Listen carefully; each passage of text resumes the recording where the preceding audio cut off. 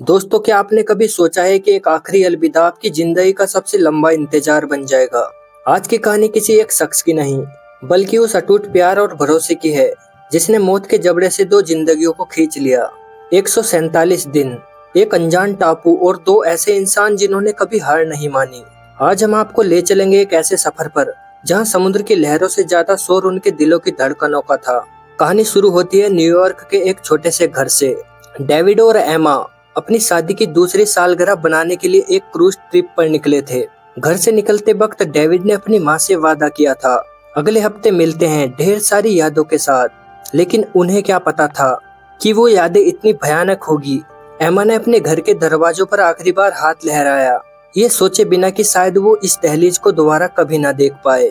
सफर के तीसरे दिन आधी रात को समुद्र का मिजाज बदल गया। एक विशाल तूफान ने क्रूज को अपनी चपेट में ले लिया।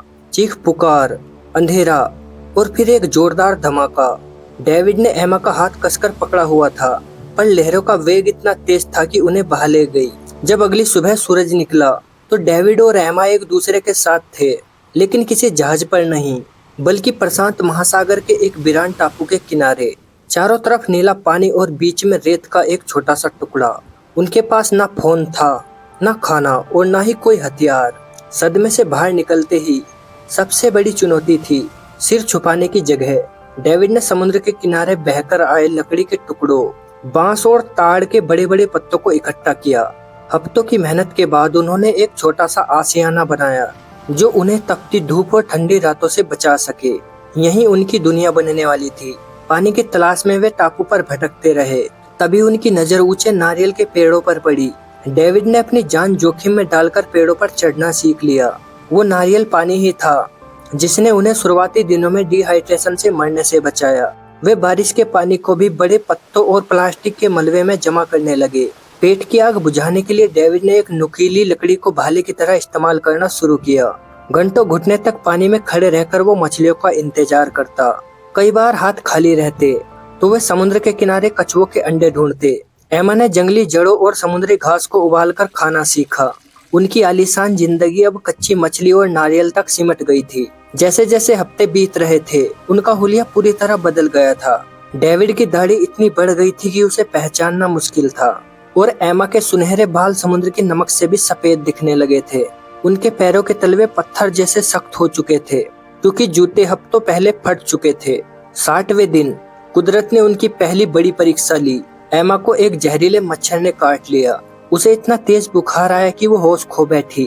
उस वीरान टापू पर न दवा थी, न सहारा। डेविड पूरी रात एमा के माथे पर ठंडे पानी की पट्टियां रखता।